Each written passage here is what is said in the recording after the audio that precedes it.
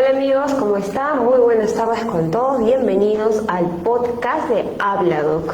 Desde ya pedimos disculpas por la tardanza, pero finalmente estamos acá ya con el doctor Arturo Torres. Él es médico cardiólogo de acá de la institución y el día de hoy vamos a abordar el tema de hipertensión arterial, que es justamente uno de los tantos temas que nos han solicitado. Doctor Arturo, muy buenas tardes y bienvenido a Habla Doc. Buenas tardes, Mónica. Buenas tardes al público que se ha conectado. Gracias por la invitación y estamos ahora atentos a todas las preguntas que nos puedan realizar. Así es. Recuerden que pueden hacer sus preguntas y dejarlas ahí en la casilla de abajo para que posteriormente nuestro especialista pueda ir respondiéndolas. En tanto, vamos a ir de pronto hablando sobre algunos conceptos que nos interesan sobre la hipertensión arterial. Doctor, entiendo también que la hipertensión arterial es conocida como aquel enemigo silencioso. ¿Por qué se le llama así a esta enfermedad? Bien, bueno, evidentemente se lo llama así porque no se le atribuye un síntoma como tal, ¿no? Aunque a veces los pacientes llegan a la consulta y nos dicen, doctor, me duele la cabeza, que es el síntoma más común que nos refieren, pero en realidad es una enfermedad que no tiene un síntoma específico. Por tanto, por eso, ante determinadas edades o algunos factores de riesgo, uno le solicita pues que se haga un chequeo de la presión arterial. ¿Y pues por qué? Porque no da síntomas. Entonces, por eso se le conoce como el asesino silencioso. Y muchas veces, pues como les digo a los pacientes en las consultas, muchas veces tenemos familiares, amistades, que nos han dicho, oye, a tal persona le ha dado una parálisis, le ha dado una hemorragia, pero ese señor no tenía nada, no sufría de nada. Y no es que no sufría nada, lo que pasa es que cuando uno no se siente o no siente algún síntoma, no acude a un médico y entonces no se mide la presión arterial, ¿no? Nos menciona que de pronto podría deberse, uno de los síntomas podría ser un dolor de cabeza, pero a veces uno puede pensar que el dolor de cabeza es porque, de repente está cansada, es el estrés. ¿Hay algunos otros síntomas también que estén asociados a esta enfermedad? Primero, para definir que la presión elevada o la hipertensión arterial se mide por valores, ¿no? Normales, generalmente por encima de 140, con 90 la diastólica. Es decir, la presión, todos tenemos en nuestro organismo, toda nuestra sangre se fluye a través de un mecanismo de presión. La bomba, el corazón que ustedes pueden estar observando, esta es una bomba que cuando el corazón se contrae, la fuerza con que expulsa la sangre a través de la aorta, que se está en rojito, hacia las paredes de esta aorta es lo que se conoce como presión sistólica, o sea, de contracción. Y luego el corazón se relaja y esa presión disminuye en retroceso hacia el corazón nuevamente y es lo que se conoce como presión diastólica, o sea, de relajación. Estos tienen unos rangos donde se considera que si se pasa por encima de un valor, aumenta el riesgo de enfermedades del corazón, enfermedades en el cerebro, en el riñón, en la vista, y que puede causar un daño importante. Y esos valores por encima de 140 milímetros de mercurio, la sistólica, y por encima de 90 o igual que 90, la diastólica, es lo que produce o lo que se denomina hipertensión arterial. Los que están por encima de 120, pero que no llegan a 140, se conoce actualmente como presión elevada, ¿no? Igual que la diastólica, por encima de 70 se considera presión elevada, no hipertensión. Y aquellas que están por debajo de 120, 70, se considera pues no presión elevada o no hipertensión, ¿no? Como comentábamos detrás de cámara, que no hay normotensión en la actualidad, ¿no? Ahora, cuando estos valores se ven alterados, en este caso cuando pasa los 140, ¿cierto? Exacto. ¿Qué síntomas es la que Como decía, normalmente no da síntomas, ¿no? No da síntomas, le decía, por eso se le conoce como la asesina silenciosa. Aunque está descrito que puede haber algunos síntomas como el dolor de cabeza, visión borrosa, ¿no? El dolor de cabeza en su gran mayoría son por causas tensionales, ¿no? Solo un pequeño por ciento, entre el 5 y el 10%, corresponden a algo orgánico. Sin embargo, síntomas como tal de hipertensión arterial o de presión elevada puede verse sí en las gestantes, ¿no? En este grupo de población, está la población, en las gestantes sí pueden haber un dolor de cabeza, un dolor en la boca del estómago, ¿no? Puede reflejar un aumento de la presión arterial, ¿no? Y que puede conducir a lo que a lo que se conoce también con otros trastornos, obviamente de la sangre, como preeclampsia, ¿no? Y ahora, ¿cómo una persona de pronto podría saber que efectivamente tiene hipertensión arterial, ¿no? ¿Cuáles son las pruebas que se realizan? Porque generalmente, digamos, y bueno, y de pronto me corrige, no existe tampoco una cultura de prevención, ¿no? ¿Cómo saber que yo tengo hipertensión arterial? Para ello, lo primero que tenemos que hacer son controles, ¿no? Y si tenemos determinados factores de riesgo, ya es lo que le voy a comentar, por ejemplo, obesidad, sobrepeso, diabetes, trastorno de los lípidos, trastorno de las grasas, o familiares que tienen algún problema con la presión alta, hipertensos. Estos grupos, pues si yo tengo estos factores, yo debo acercarme a que me haga un control, un chequeo, y ahí medirme la presión arterial, ¿no? Si me encuentran presiones, digamos, discretamente elevadas, pues pueden hacerme más exámenes o hacerme un control. El médico ya me dirá si tengo que reducir el peso, si debo dejar de fumar, que debe dejar de fumar, si debo consumir menos sal, aumentar mi actividad física, entre otros factores que nos va a ayudar a que evitemos que la presión arterial se eleve. Si hubiese un síntoma como tal, pues para la presión arterial pues sería mucho más fácil captar, ¿no? En la población hay muchos que sufren de esta entidad, de esta condición, pero no son captados porque como no da síntomas no acuden a la consulta. Entonces el primer mensaje es que si tenemos factores de riesgos, obeso, sobrepeso, estamos subiditos el peso, que le decía que en nuestra población, pues más del 36% somos obesos, obesidad más o menos por allá, y si lo unimos a estos dos fenómenos, vamos a saber que nuestra población peruana tiene más del 60% con algún tipo de obesidad. Y también podríamos decir que está asociado también a algunos grupos de edad. Por lo general en las personas mayores de 40 años, pero como le decía, actualmente ya vemos personas que están alrededor, con menos edad, ¿no? Incluso nuestra población infantil que también tiene obesidad, tiene sobrepeso, y en ello ya son factores de riesgo que a futuro, y siendo jóvenes, hablo entre los 30 años, aproximadamente alrededor de los 30 años, que ya pueden tener un cierto grado de la presión arterial elevada. Tal vez no siendo hipertensos como tal, pero ya la presión arterial elevada per se es un factor de riesgo cardiovascular. ¿Y a qué me refiero? A que pueda tener una complicación cardiovascular que pueda dañar el corazón, dañar el cerebro, la vista y los riñones, que son órganos diana, como lo conocemos, o órganos principales que van a ir deteriorándose por la presión elevada. Estamos hablando de pronto de las consecuencias de no... a futuro. De no controlarlo, de no tratarlo.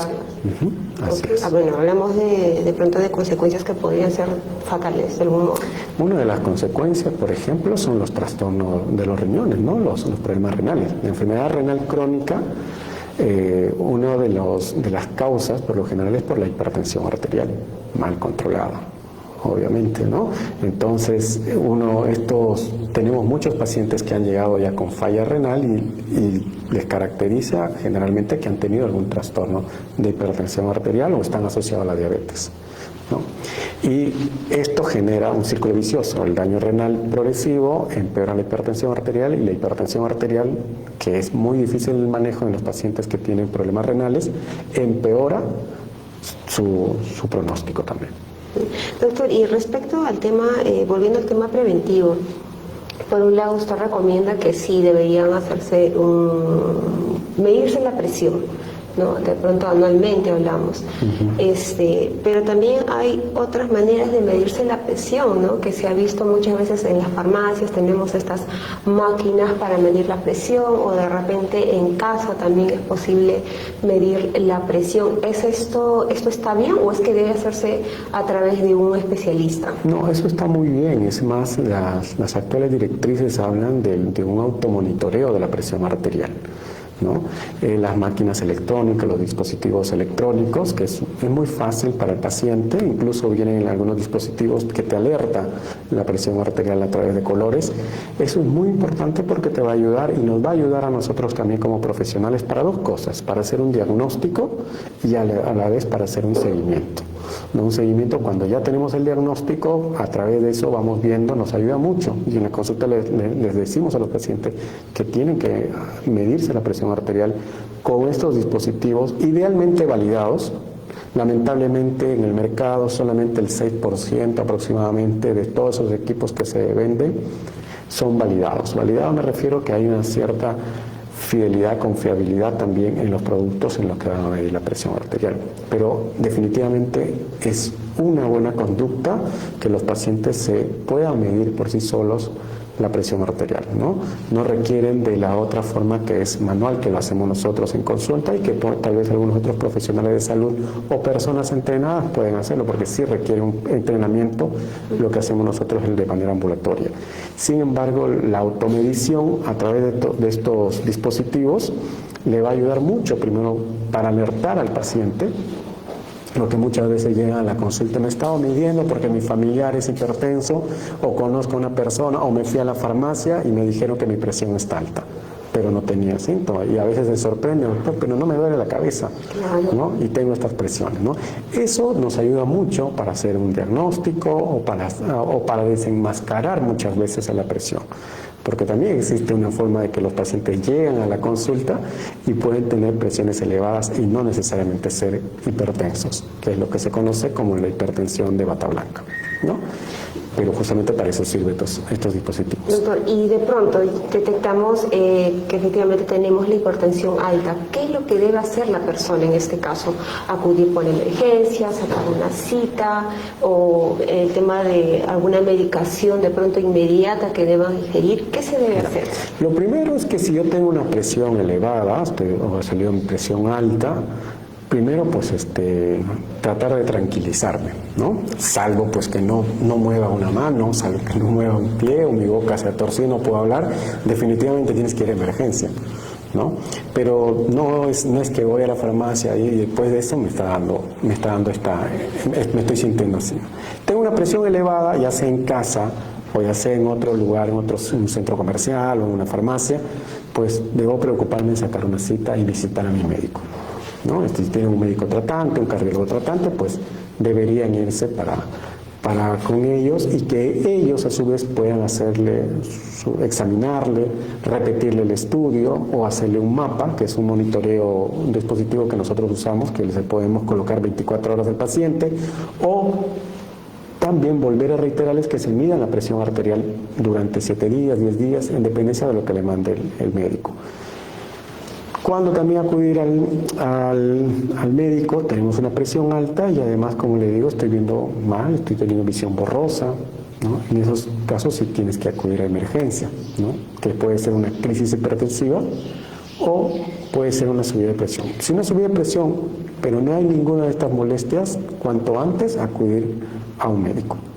Y doctor, ¿y qué cosa es lo que puede provocar justamente esta alteración, ¿no?, de los valores? Porque a veces uno, tiene la hipertensión, pero también está medicado, está controlado, y de un momento a otro nos damos cuenta que la presión ha subido, ¿no? ¿Qué es lo que genera estos cambios? Ya, hablas en una persona que ya tiene el diagnóstico de hipertensión. La primera causa es por abandono de tratamiento, ¿ya? Casi siempre los pacientes han dejado de tomar, no toman con regularidad. Tenemos una población bastante senil, ¿ya? La mayoría de nuestros pacientes son mayorcitos, y de acuerdo a las zonas geográficas, ¿ya?, también pueden haber pacientes con bajo nivel económico, que también son factores de riesgo importantes, y que algunos viven solos, entonces muchas veces se olvidan de tomar la pastilla. Lo otro es que no consiguen la pastilla, porque hay pastillas que muchas veces le dan, que no es nuestro caso, en nuestro hospital, pero cuando visitan a veces en particulares, dan algunos medicamentos que probablemente no estén asequibles a su bolsillo, y eso también condiciona un abandono del tratamiento, ¿no? Otros por problemas ya de que puedan tener un problema de la memoria, y pueden olvidarse también, ¿no?, de tomar su medicamento. Y en aquellas personas que tal vez no tengan ninguna de estas condiciones, puede ser que hay otros factores de riesgo que hay que tratar, ¿no?, como por ejemplo hay trastornos conductuales, como le decía, el sedentarismo, el aumento del peso, ¿no?, la inactividad física, entonces que condicionan también a que la presión arterial no se controle. Se van asociando otros factores como también los trastornos de las grasas, que lo conocemos como dislipidemias, o los trastornos del azúcar, que también van apareciendo, y eso condiciona que vaya empeorando la enfermedad como tal, y muchas veces hace falta modificar el tratamiento. Y estos pacientes hacen de pronto estos valores no controlados. Aparte de que pueden haber reacciones situacionales, como pérdida de familiares, como accidentes, entre otras cosas, que pueden, por fenómenos emocionales, pues, que incrementen la presión arterial. Hay algo muy importante también, doctor, que ha mencionado, que es el tema de pronto de los estilos de vida de la persona, ¿no? De repente hablemos de temas de alimentación, de repente de las personas que deben ejercitarse.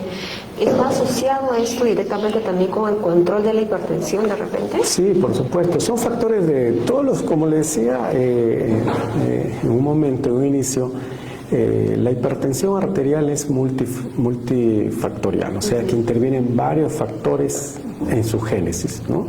Factores biológicos, determinantes, como le dije, socioeconómicos, conductuales, ¿no?, que hacen que estos patrones, pues, digamos, empiecen a deteriorar paulatinamente nuestro organismo, ¿no?, para que la población me pueda entender, y que no solamente es una causa, ¿no? La hipertensión arterial lo dividimos en dos causas, generalmente una que se llama primaria o esencial, ¿no?, donde no hay una causa única, que es más del 90% de los casos, y otra causa que le decimos secundaria, que es más pequeñita, donde uno busca una causa. Generalmente hay una causa única que está provocando la presión alta, ¿no? Por ejemplo, un tumor renal, algún tipo de alteración hormonal como el aldosteronismo. Eso, si uno, digamos, trata, la presión arterial vuelve a valores en rangos de no hipertensión. Entonces, evidentemente hay patrones, hay factores, ¿ya?, que van a contribuir a que aparezca una enfermedad.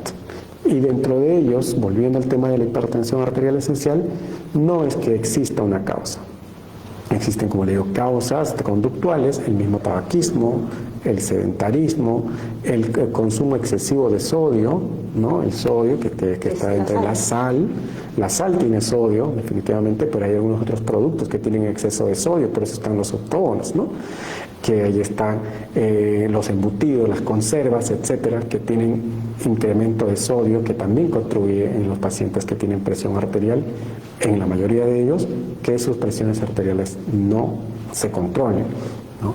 Y hay otros factores también, como le dije, el mismo consumo de productos con altas calorías, que aumenta la obesidad, que aumenta otros factores que también van a estar relacionados con la génesis de la hipertensión arterial.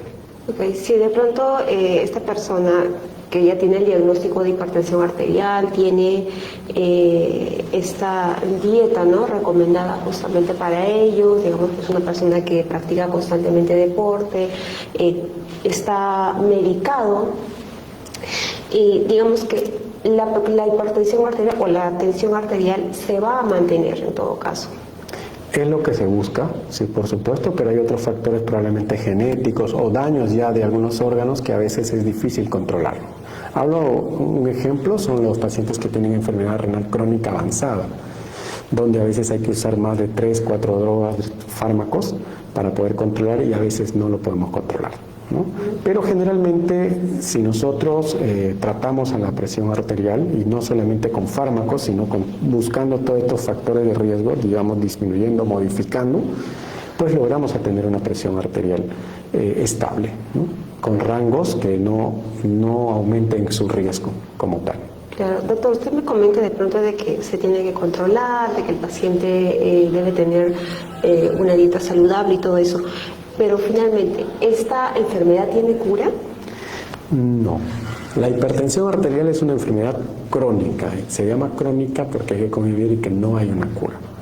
excepto en la hipertensión arterial secundaria, que sí hay una causa, usted trata la causa y la presión arterial y la hipertensión arterial se cura.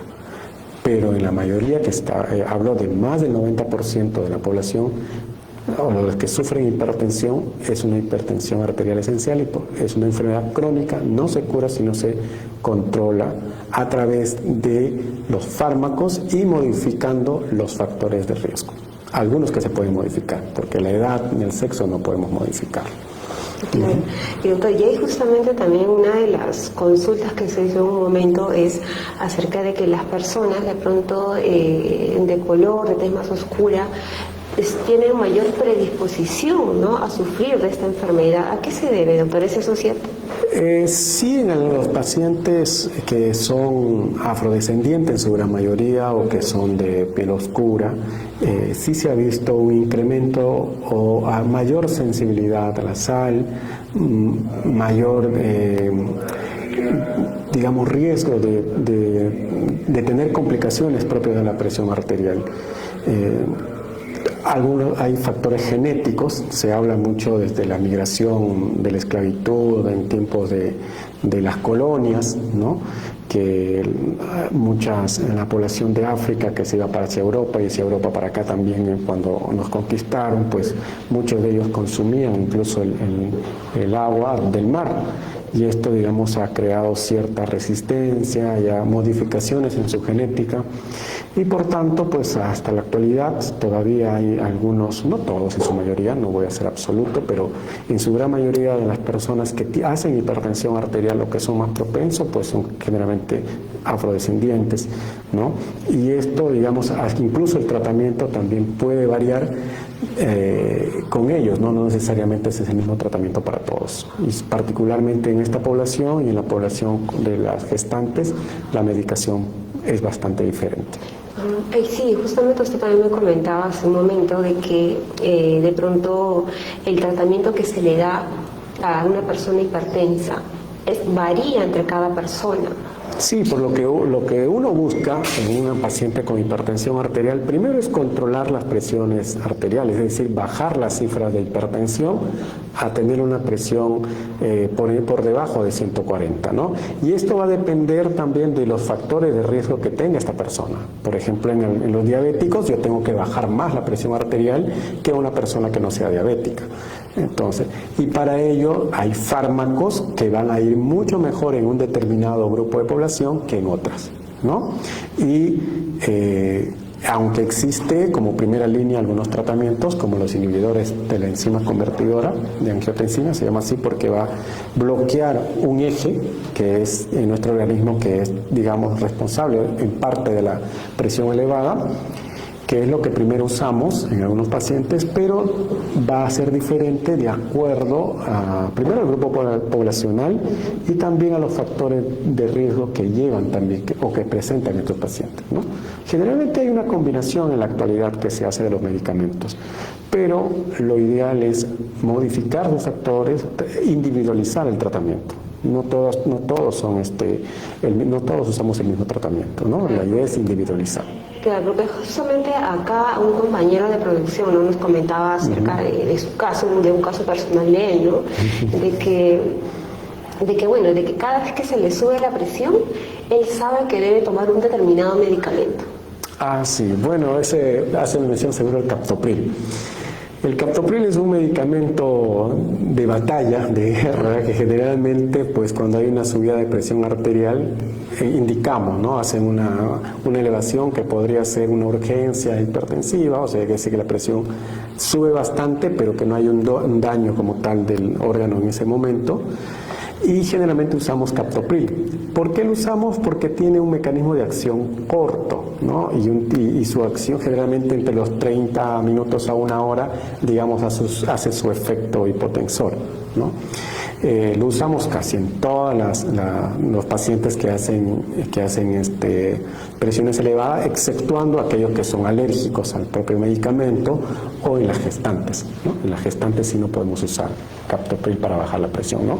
Entonces, pero es un fármaco que usamos cotidiano, o por lo menos los hipertensos se les recomienda que al menos carguen un blister o 2 pastillitas en su bolsillo por si hacen una crisis hipertensiva, pues puedan primero tomarlo y esperar, ¿no? Que es sobre todo por el mecanismo de acción, porque es rápido y sobre todo por el efecto, perdón, que es entre los 30 y 60 minutos, normalmente ya está haciendo su efecto. A diferencia de otros fármacos, de la mayoría, que generalmente hay que esperar unas 2 a 4 horas.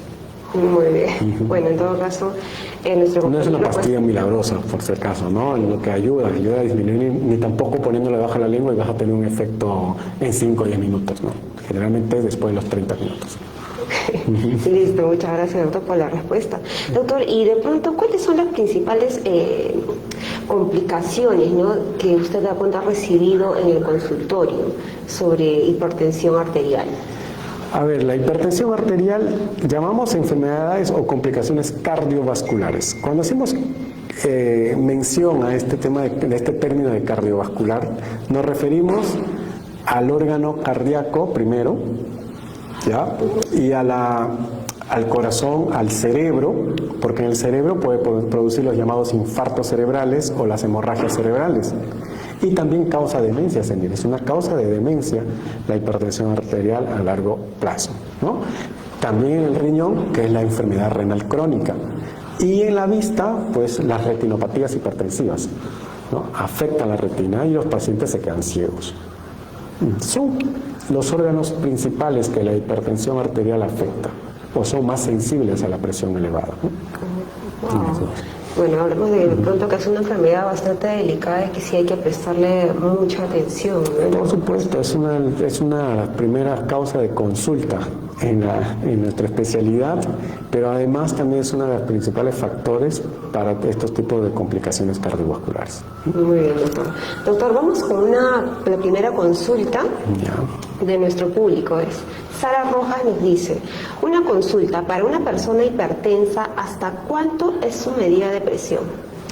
Con una paciente hipertensión, como le decía en un inicio, la idea es que tenga menos de 140/90 la presión arterial. Nosotros buscamos que estos valores estén por debajo de 140/90, ¿no? Y si tienen algunos otros factores de riesgo, como por ejemplo en los casos de los diabéticos, idealmente por debajo de 130. Muy bien, muchísimas gracias por su pregunta a nuestra seguidora. También tenemos otra consulta de Alicia Vázquez. Dice, doctor, ¿existe la presión emotiva? ¿Cómo se puede corregir? Gracias. Ya. A ver, normalmente nos va a subir la presión arterial ante determinadas situaciones emocionales de estrés. Es lo normal. Si nosotros corremos, ¿ya?, si nosotros hacemos una actividad física, la presión arterial va a subir. Si en este momento Dios nos quiera que haya un terremoto, a nosotros los que estamos acá nos va a subir la presión arterial. ¿Por qué? Porque es un mecanismo de defensa, ¿no? A los pacientes a veces los pongo como ejemplo, un ejemplo agresivo. Si nos ponen a nosotros un león acá, nos va a subir la presión al techo, los pelos se nos van a erizar, para dos cosas: o enfrentamos o huimos. Usted decide. Pero en ese momento, de pronto estás fuera y no sabes cómo saliste. Si mide la presión arterial, estamos agitados, estamos con la frecuencia cardíaca elevada y la presión arterial elevada. Pasa eso y la presión arterial disminuye. Esa presión emotiva, digamos, está relacionada a ello.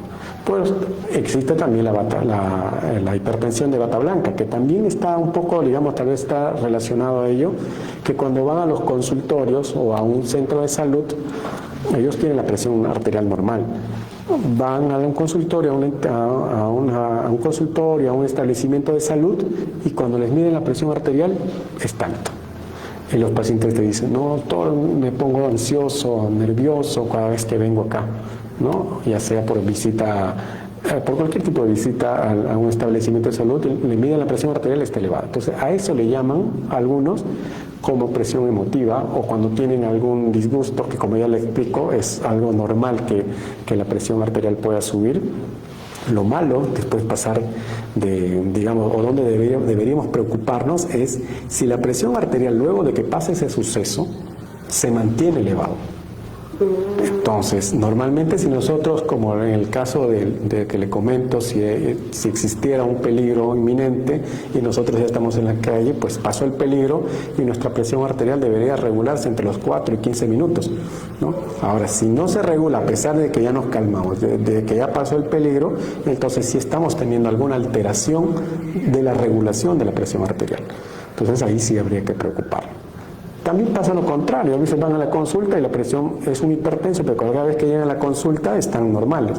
Claro. Y eso se llama la hipertensión enmascarada. Cuando esta presión sube, de pronto ante una mala noticia que vayamos a recibir, la presión sube.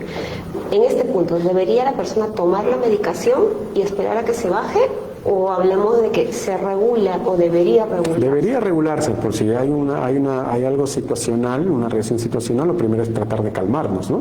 Tratar de calmarnos para ver qué es lo que está pasando. Y eso, pues, si eso debería ayudarnos a calmarnos y debería bajar la presión arterial.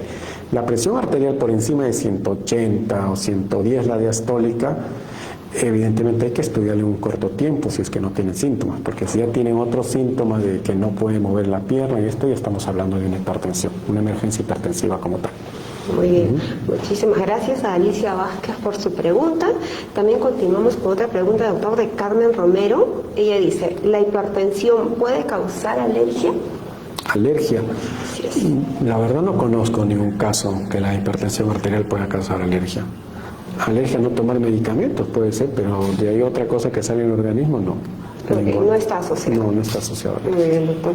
Doctor, y respecto a algunos mitos que de pronto usted habrá recibido con respecto a la hipertensión arterial, ¿de qué mitos se habla, por ejemplo? A ver, vamos a llamarlos mitos, pero probablemente tal vez haya algunos que no estén de acuerdo conmigo. Por ejemplo, es de que la chicha morada puede curar la presión arterial, ¿no? O de que una limonada te puede curar, u otras plantas te pueden curar la hipertensión arterial. Probablemente algunas personas han experimentado que tomando ciertos líquidos o ciertas cosas sus presiones se han controlado. Probablemente no son hipertensos. O, digamos, vamos a dejar en la duda que podría alguna planta medicinal reducir en algún grado la presión arterial como tal, pero la enfermedad como tal, una vez establecida, no tiene cura con ningún alimento y ni con ninguna bebida natural. Ni como para controlar, porque sí, entiendo que muchas personas están un poquito más... Lo que ayuda es eso, lo que no tiene azúcar, después si van a poner algunos que no bajan azúcar, algunas cosas asociadas a ello que podría mejorar, ¿no? Al menos no hay estudios, y en medicina si hablamos de evidencia, pues tiene que haber estudios para uno poder prescribir, ¿no? Para decirle tome chicha morada y te va a bajar la presión arterial, por ejemplo, ¿no? Pero no existe estudios que te lo puedan validar y no podría afirmar eso. Perfecto, doctor. Pero eso es un mito así frecuente, ¿no? Eso es al menos una de las consultas que constantemente la chicha, los jugos de toronja, las limonadas, entre otras que ahorita no recuerdo, pero sí hay algunos, pero nada de eso está demostrado. Sí, bueno, acá en Perú al menos siempre hay una predisposición, ¿no? a la medicina natural, por decirlo así. Sí, la medicina natural, bueno, por supuesto que tiene sus ventajas y tiene también sus beneficios, que hay algunos que sí están estudiados y también pues, nuestros ancestros se valían de eso, ¿no? Todavía se practica en nuestra cultura amazónica, en unas partes del interior del país, y que hacen tratamiento, no se menosprecia, ¿no? Pero ya hay, digamos, lo que uno busca es que esas culturas, la interculturalidad, pues bueno, que asociara una medicina convencional con una medicina antigua, ¿no? Entonces, al menos convencionalmente no existe evidencia, por lo menos de algunas plantas ahora que pueda mejorar la hipertensión arterial. Muy bien, doctor. Tenemos también otra pregunta de Rudy Villavicencio. Ella dice... por la hipertensión, ¿también pierdes proteínas por los orines? No específicamente por la hipertensión, lo que la hipertensión va a dañar el riñón, y el riñón dañado hace que se pierda proteínas. No es que la hipertensión directo. Obviamente la hipertensión arterial es un factor importante de daño renal. Y el daño renal tiene fases. Cuando ya el daño renal es bastante avanzado, hay una insuficiencia renal, se empieza a perder proteínas, porque el riñón es un ovillo, como un ovillo de hilos de vasos sanguíneos, y tiene unos filtros. Y a través de ese filtro, cuando se pierde en exceso proteínas, nos habla de un daño renal. Pero la hipertensión arterial es una causa directa de daño renal. Pero no es porque tenga hipertensión arterial y estoy perdiendo proteínas, ¿no? Primero es que tiene que haber un daño renal. Ok, perfecto, doctor. También tenemos otra pregunta de Juan Osvaldo. Dice, ¿por qué en las mañanitas mi presión es alta y por qué motivo me zumba el oído? A ver si hay una... El zumbido de oídos o tinnitus también se ha asociado bastante con elevaciones de la presión arterial, digamos en menor proporción que el dolor de cabeza. Pero sí hay ciertas personas que pueden tener algunas manifestaciones del oído, sentir un zumbido y que lo asocian, y muchas veces puede estar asociado a una elevación de la presión arterial. Ahora, ¿por qué en las mañanas tiende a subir la presión arterial? No sé hasta cuánto, pero bueno, en los hipertensos muchas veces hay que controlarlo, porque existe una programación, para que me pueda entender, de nuestro organismo durante las 24 horas. A medida que uno va despertando, es normal que la presión arterial tiende a subir. Sobre el mediodía la presión, digamos, hace una meseta y después disminuye para volver nuevamente a subir. Sobre la noche empieza a descender y en la madrugada o en la noche tendría que reducir la presión arterial para nuevamente, cuando uno se va despertando, ya es un proceso, el despertar es un proceso, se libera adrenalina, se libera dopamina, serotonina, etcétera, una serie de hormonas, que eso empieza a incrementar la presión arterial. Si esa presión se incrementa más de estos rangos que hablé en un inicio, entonces esto está mal controlado, entonces tendría que estudiarse. Porque justamente acá hay un caso también de una de nuestras seguidoras que dice de que a su mamá le sube la presión en la madrugada, o sea, cuando está durmiendo. Ya, eso quiere decir, pero bueno, habría que preguntarle si también ya tiene diagnóstico de hipertensión. Pero sí existe la hipertensión nocturna, ¿no? Y la hipertensión nocturna también tiene un impacto importante sobre el organismo. Afecta y produce infartos cerebrales, falla cardíaca, ¿no? Y que a veces son personas que tienen una presión arterial normal en consulta, pero cuando uno les hace un estudio, a veces encontramos hipertensión nocturna. Doctor, tenemos también otras preguntas, doctor, vamos a continuar. Dice... doctor, si no está controlado el hipotiroidismo, ¿sube la presión? El hipotiroidismo es un trastorno hormonal, ya como tal, no necesariamente está ligado a la hipertensión arterial, pero sí puede ser un factor de riesgo, porque el hipotiroidismo trae trastornos de la conducción cardíaca, trae también aumento del colesterol, de los triglicéridos, ¿ya? Y eso, como le dije, puede hacer que empiece a aumentar. El hipotiroidismo que no esté controlado generalmente es obeso, mueve más grasa, y eso, como le dije en un inicio, son factores de riesgo para que aparezca la hipertensión arterial. No es una asociación directa, pero sí hay otros factores que pueden ayudar a que aparezca la enfermedad. Muy bien, doctor. Doctor, y justamente lo que nos comentaba hace un momento, ¿no? Con respecto a que a veces hay horarios en los que la presión arterial puede subir, ¿no? Y acá nos pregunta Enelidad Francisca, dice, ¿hay horario para tomar la presión? Normalmente debería medirse la presión arterial en cualquier momento, ¿no? Cuando uno va a mandar a hacer que sea un automonitoreo, por lo general le decimos a las pacientes por lo menos 2 a 3 veces a la semana que se mida la presión arterial, y ese día que lo vayan a medir, que lo miden en horario diferente, mañana, tarde, noche o mañana, noche. No es que exista un horario fijo para medir la presión arterial. Puede ser, idealmente, para tener una mayor noción y que nos pueda valer más cuando uno reevalúa a un paciente, es generalmente que la presión arterial, ese día que lo vayan a medir, se mida por lo menos 3 veces al día, ¿no? Mañana, tarde, noche. ¿no? Doctor, y también con respecto al tema de cómo es que se mide la presión arterial, en un momento también comentábamos que de pronto a veces tenemos estas máquinas, ¿no?, que encontramos en las calles para medir la presión, o de repente hay gente que se mide la presión en casa, pero también entiendo de que hay ciertas indicaciones, ¿no?, que debe tener el paciente para medirse la presión, de repente el tema de la postura y ciertas cositas que se deben considerar. Es cierto, la Organización Mundial de la Salud y algunas directrices también te recomiendan los pasos para medir la presión arterial. Uno de ellos que se recomienda que por lo menos la vejiga esté vaciada, que esté 5 minutos en reposo, que si fuma no haya fumado en los 30 minutos antes, que si toma café o algún otro tipo de bebidas estimulantes como el té, no haya bebido en esos 30 minutos, ¿no? Y que además esté sentado, con respaldar, el brazo a la altura del corazón, relajado, y medirse la presión. Por lo menos 5 minutos en espera y después medirse la presión arterial.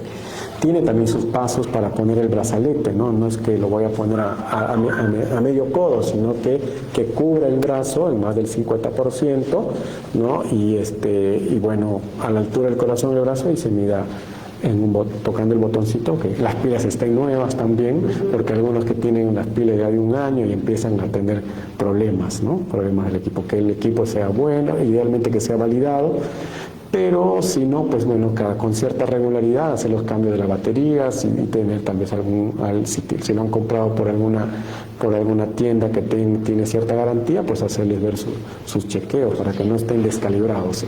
Claro. Doctor, y con respecto a ser validado, ¿a qué se refiere? Que algunas sociedades internacionales la reconozcan, que sus mensuraciones o sus medidas, las que pueda salir cuando uno les mide la presión arterial, están respaldadas por ciertas sociedades. A eso le llaman validados. O sea, ciertas marcas y ciertos modelos. Okay, perfecto. Existe en la página web, ¿no?, equipos, puede colocar tensiómetros, como también lo conocen, digitales, digamos, validados por las sociedades de hipertensión. Y ahí le va a salir la lista, ¿no? Y también buscar el modelo. Sí. Sociedad de Hipertensión. Sociedad Internacional de Hipertensión Arterial, está la Sociedad Americana del Corazón, está la Sociedad Europea del Corazón, son sociedades que son Sociedad Británica del Corazón, que son organismos internacionales, y de la sociedad peruana también existen equipos que te pueden respaldar que esos equipos, digamos, tienen credibilidad, que sus valores son creíbles y que las sociedades pues lo respaldan. Bueno, también es importante conocer ese detalle, ¿no? Porque de repente en el mercado tenemos, pues, hay infinitos de marcas a la venta que de pronto no son fiables. Sí, así es. Bien, doctor, tenemos otra pregunta más de Daisy Pérez. Ella dice, ¿qué relación tiene la presión alta en el desarrollo del feto? ¿Influye en su desarrollo? Así es. La hipertensión arterial en la gestación todavía no se ha observado una causa directa, pero se cree todo que inicia, en el caso de las gestantes, inicia alrededor de la implantación, ¿no?, del embrión, cuando se implanta en la mucosa uterina, en el endometrio, ¿no? En estas gestantes pues va a haber un problema de los vasos sanguíneos, ¿no? Y los vasos sanguíneos hace que condicionen, entre otras causas, que la presión incremente en el embarazo. Pero también estas gestantes, este otro grupo que le comentaba en un inicio, que ya son hipertensas, ¿no?, y que se embarazan, ya hay un daño vascular. El detalle es el daño vascular. El daño vascular, me refiero a los vasos sanguíneos, va a disminuir el flujo y va a comprometer el crecimiento del bebé. Entonces, las pacientes que tienen trastornos hipertensivos que no han sido controlados, o que desarrollan preeclampsia, o que desarrollan cualquier trastorno hipertensivo, el riesgo de que el feto crezca menos es alto, y eso lo conocemos como crecimiento intrauterino retardado. Los bebitos son más pequeños. Entonces la hipertensión influye porque hay un problema de los vasos sanguíneos que va a disminuir el aporte de oxígeno, de los nutrientes, a través de la placenta. Entonces sí existe un efecto directo de los trastornos de la presión arterial durante el embarazo. Okay. En todo caso, eso se puede... Controlando la presión arterial, con los medicamentos que se tienen que dar, o sea, hay un seguimiento a todas las gestantes con trastornos hipertensivos, tiene que controlar porque ese es un riesgo. Perfecto, doctor, muchísimas gracias. También Daisy por su pregunta. Tenemos otra pregunta de Judith Ignacio. Dice, ¿por qué no se debe usar captopril en gestantes? No. Buena pregunta. Los inhibidores de la enzima convertidora de angiotensina, que es el grupo al que pertenece el captopril, el enalapril, ¿ya? Según los estudios, generalmente son tóxicos en las primeras semanas del embarazo. Pero después de la 8ª, 12ª semana, estos medicamentos alteran ya la genética del feto, pues me pueden entender, y son propicios a tener enfermedades congénitas, o le llamamos teratogénicas, porque afectan también, están relacionados con la génesis, el desarrollo de algunos órganos. Entonces, estos medicamentos están directamente relacionados con estas patologías en el feto y por tanto no se pueden indicar, no se pueden tomar durante la gestación. Hay casos que son pacientes hipertensas que han estado tomando medicamentos como el enalapril, el losartán y han quedado embarazadas y han llegado con temor a la consulta.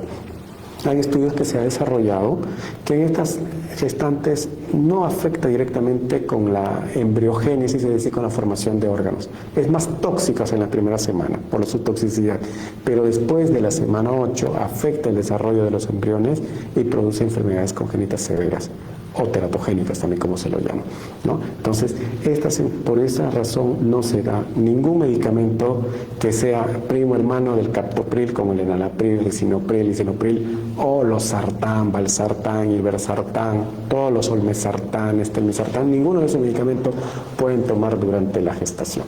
Está proscrito. Muy bien, doctor. Bueno, sí, es importante también porque pongamos de que una persona en un momento dado, bueno, tiene hipertensión arterial, está llevando su tratamiento, su medicamento, queda embarazada y bueno, de repente por ahí asume, ¿no?, que puede continuar con esta medicación. Cuando ocurra eso, lo primero que se recomienda es que tienen que acudir a su médico y ahí se tiene que cambiar el fármaco. Muy bien, doctor. Tenemos también otra pregunta de nuestra seguidora Liliana Ábalos. Ella dice, doctor, un adulto mayor de 85 años, ¿cuál es la presión normal que debe tener? No sé si varía de pronto estos valores dependiendo de la edad, doctor. Mire, ahora lo que las directrices actuales te recomiendan que siempre tiene que estar por debajo de 140 la sistólica y por debajo de la 90 la diastólica.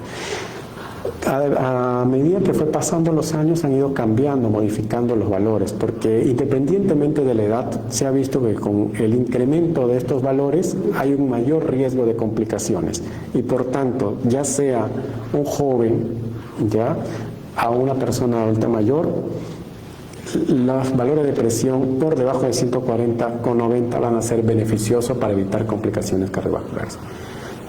No es que tengas 150 y por tu edad esa presión no te va a hacer daño. No, los estudios demuestran que por encima de 140, 90 aumenta el riesgo de complicaciones cardiovasculares. Por tanto, también un adulto mayor tiene que tener las presiones por debajo de 140. Ahora, ¿cuál es el límite? Va a depender de otros factores. Va a depender porque los abuelitos también empiezan a tener trastornos, otros problemas, ¿no? Como por ejemplo que se marean, toman menos líquido porque pierden la sensibilidad de la sed, hacen hipotensión ortostática, que se llama, hay algunos fármacos que potencian eso, entonces hay que ver también qué medicamentos y a partir de qué presión arterial empiezan a hacer estos síntomas. Entonces, por eso hay que individualizar. Pero idealmente tiene que estar menos de 140 con 90. Menos de 140. Menos de 140 con 90 milímetros de mercurio. O sea, 140 la sistólica, que hablamos que cuando el corazón se contrae y cuando se relaja se llama diástole. Eso tiene que ser menos de 90 milímetros de mercurio. Muy bien, doctor. Muchísimas gracias, Liliana, por tu pregunta. Seguimos con las preguntas de nuestros seguidores. Dice, ¿qué relación de riesgo tiene la hipertensión en el embarazo? Como le decía al inicio, la hipertensión arterial en las mujeres y que van a gestar es un riesgo inminente de complicaciones cardíacas. Uno, durante la gestación, es que puedan tener la preeclampsia, la eclampsia, otros el aborto, ¿no?, la pérdida de su feto, la rotura prematura de membrana y más complicaciones cardíacas directas. Está relacionado con falla cardíaca, con el infarto cardíaco, con la disección de las arterias del corazón y en el feto pues con el retardo del crecimiento, entre otras complicaciones. Muy bien, bueno, por eso es importante el tema del control del que nos comenta nuestro especialista. ¿No? Seguimos con otra pregunta de Lourdes Garle. Ella dice, ¿ayudan los ejercicios a estabilizar la presión? Sí, los ejercicios siempre van a ser importantes. ¿Por qué? Porque los ejercicios te van a ayudar a perder peso. Ese es uno. Y si pierdes peso vas a disminuir también la presión arterial. Los ejercicios mejoran el tono parasimpático. ¿Qué es el tono parasimpático? Es normalmente, no sé si tal vez algunos de los que nos están escuchando, viendo, en los colegios anteriormente nos enseñaban lo que es en el organismo, el simpático y el parasimpático. Uno hace lo contrario, el otro hace lo igual, como la teoría del yin yang. Entonces en nuestro organismo hay un equilibrio. Entonces, el sistema parasimpático mejora con el ejercicio físico y tiene mayores beneficios cardiovasculares.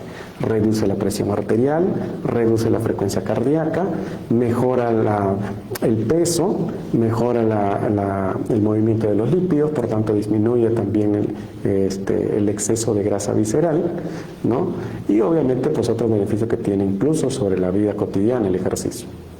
O sea que sí está directamente relacionado con la reducción de la hipertensión arterial, o en este caso con el control de la presión arterial. Perfecto. En todo caso, los ejercicios pues es altamente recomendable, pero en general es recomendable, ¿no? Sí, por todos sus beneficios que tiene como tal. Bien, tenemos otra pregunta de Gracia León. Habla sobre la hipertensión se hereda. La hipertensión arterial, como es heredar, no, lo que se hereda son los genes de nuestros padres, ¿no? O sea que hay factores genéticos. ¿Eso qué quiere decir? Que si yo tengo un familiar directo, papá, mamá, que tienen diabetes, tienen hipertensión, esa carga genética también yo lo tengo. Que si yo me expongo a ciertos factores externos como la obesidad, el sedentarismo, el tabaquismo, el exceso de sodio, entre otras cosas, eso va a condicionar inmediatamente, más rápido que una persona que no tiene esos genes, desarrolla la enfermedad. Pero cuando hablamos de heredar, es un término muy distinto a los factores genéticos, porque la herencia es per se, haga lo que hagas, tiene la enfermedad. En este caso no, la hipertensión arterial no es una enfermedad hereditaria, es una enfermedad que tiene factores genéticos, sí, pero que no se heredan. No sea para que no le echen la culpa a sus padres, ¿no? Porque a veces en la consulta, no, mi papá, mi mamá tienen la culpa que ellos son diabéticos, hipertensos, y por eso yo también estoy. No, tienen la carga genética, pero la enfermedad, estas enfermedades se adquieren, son enfermedades adquiridas y van a depender de ti.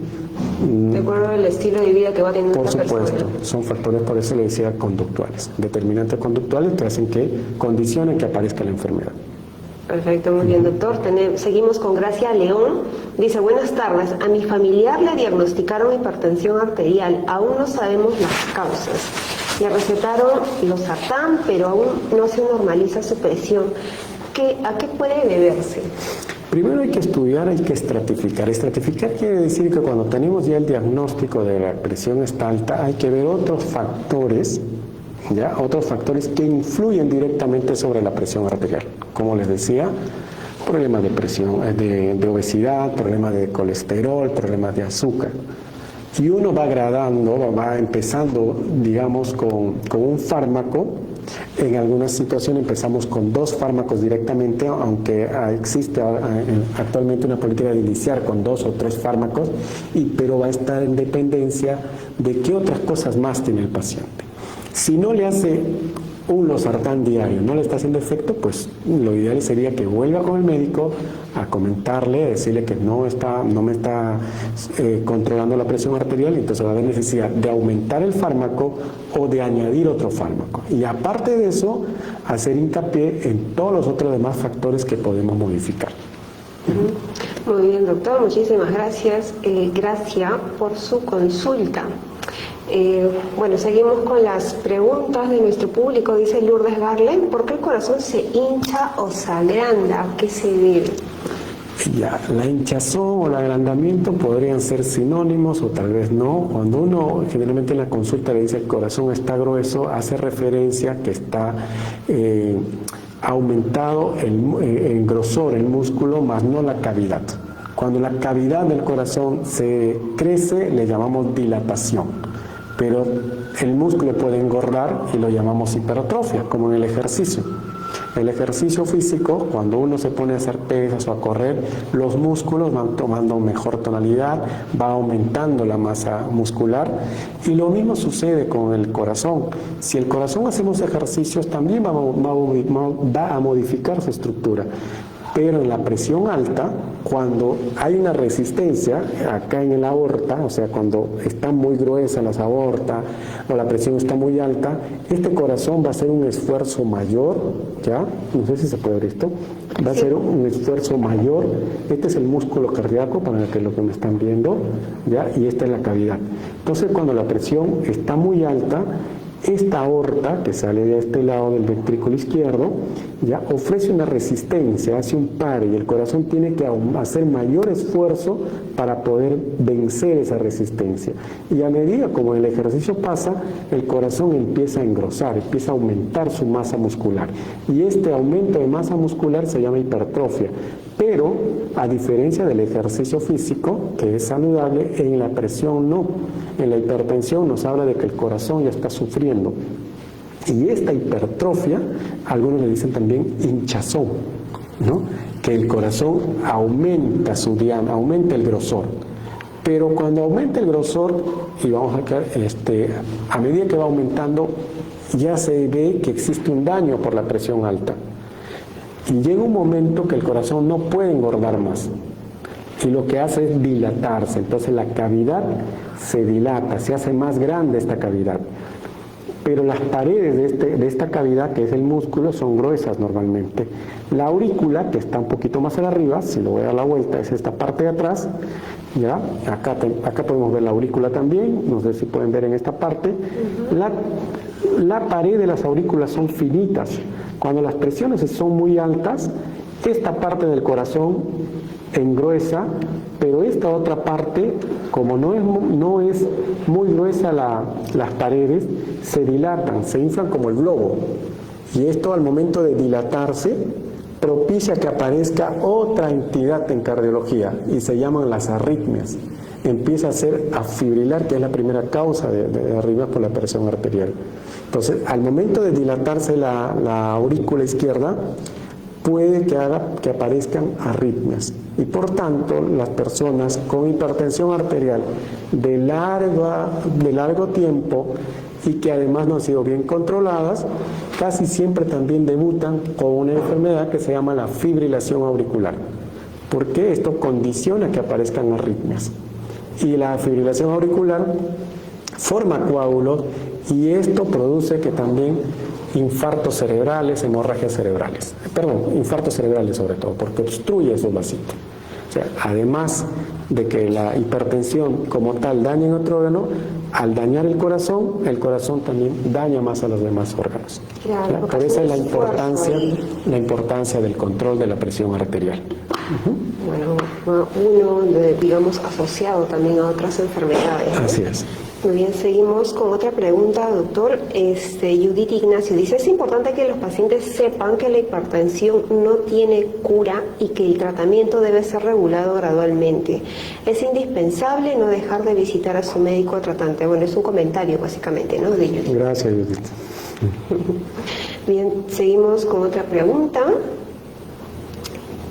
Bueno, vamos a esperar. Bueno, hemos recibido ya varias consultas de parte de nuestros seguidores. Recuerden que este espacio justamente ha sido creado para ustedes, ¿no? Saben que cada semana venimos abordando diversos temas de salud de la mano de nuestros especialistas, y donde ustedes también van a poder hacer sus consultas, dejar sus preguntas, para que luego puedan ser respondidas por el médico. Bien, seguimos con otra pregunta y dice Nancy: ¿y cuando duele demasiado el cerebro, también es por la presión arterial y se adormece media cara? Gracias por la respuesta. A ver, no necesariamente el dolor de cabeza es sinónimo de que la presión arterial esté elevada. No, generalmente, como le decía, el dolor de cabeza está debido a tensión en su gran mayoría. Pero, como toda cosa que nos molesta, nos incomoda. Cualquier dolor, nadie quiere estar con dolor, ¿no? Entonces, ¿el dolor qué nos va a generar? ansiedad, ¿no? Molestia, y eso lo que hace es incrementar, es como estar haciendo ejercicio y va a incrementar secundariamente la presión arterial, pero no al revés, no es que la presión arterial te dé dolor de cabeza constante, a excepción cuando ya tienes una patología o una emergencia hipertensiva, es decir, que la presión se ha disparado tanto que ha producido una hemorragia en el cerebro y esa hemorragia da dolor de cabeza. Eso es otra cosa, ¿no? Pero normalmente todos los dolores de cabeza generalmente responden a temas por estrés, ¿no? En la mayoría de las veces, pero no es que cause como tal. Pero la que también acá ella menciona, por ejemplo, el adormecimiento del rostro.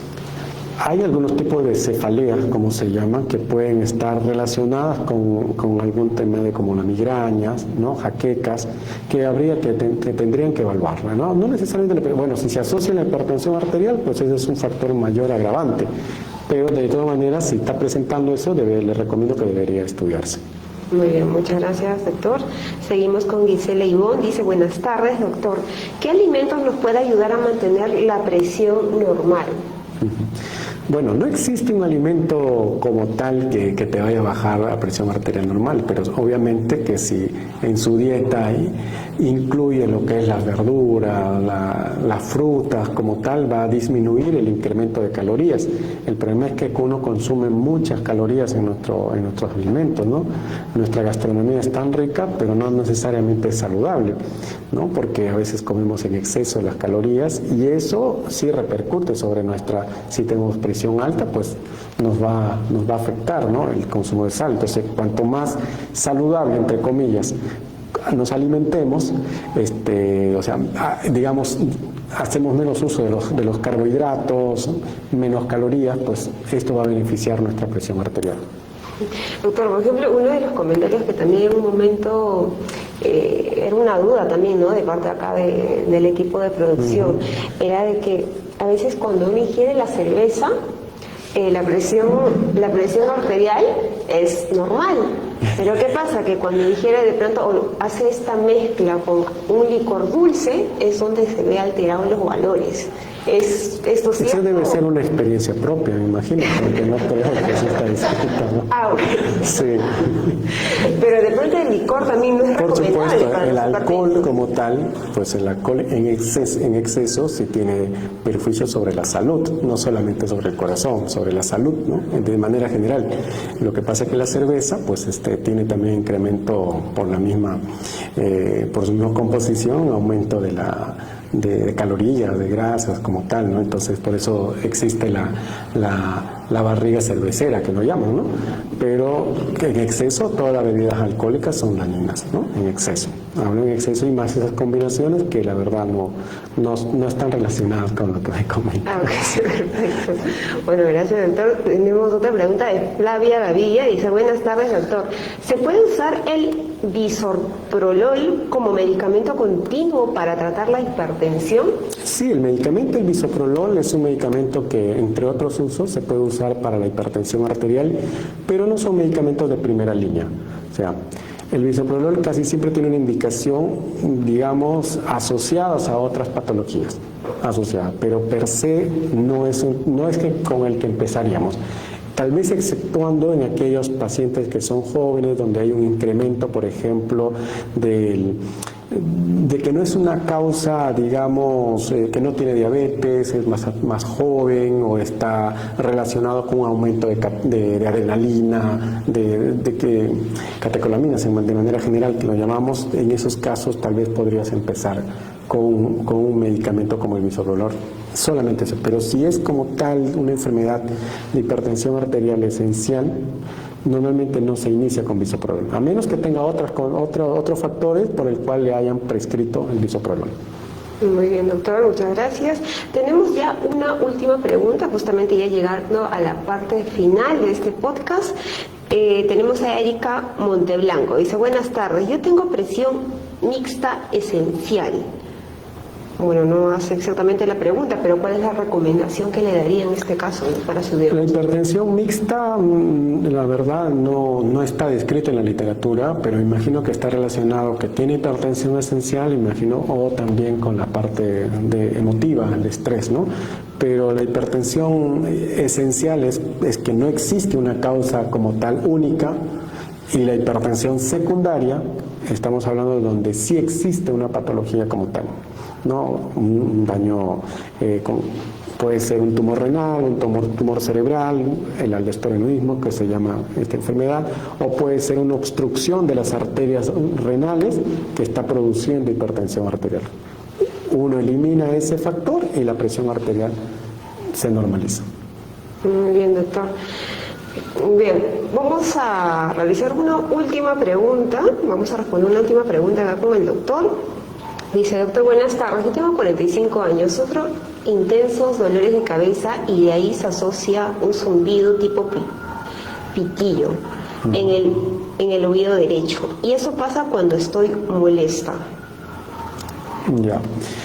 Como le decía, normalmente pues algunos la asocian con la presión arterial, pero no necesariamente, no es un signo como tal de hipertensión arterial, pero ante la frecuencia debería acudir a su médico para que medirse la presión arterial, y si la presión arterial está alta, pues tratar. Hay otros signos, como por ejemplo, no lo mencioné, que es el sangrado nasal, que es la epistaxis, como se denomina, que en algunas personas, cuando la presión arterial sube, se revientan los vasitos y sangra, ¿no?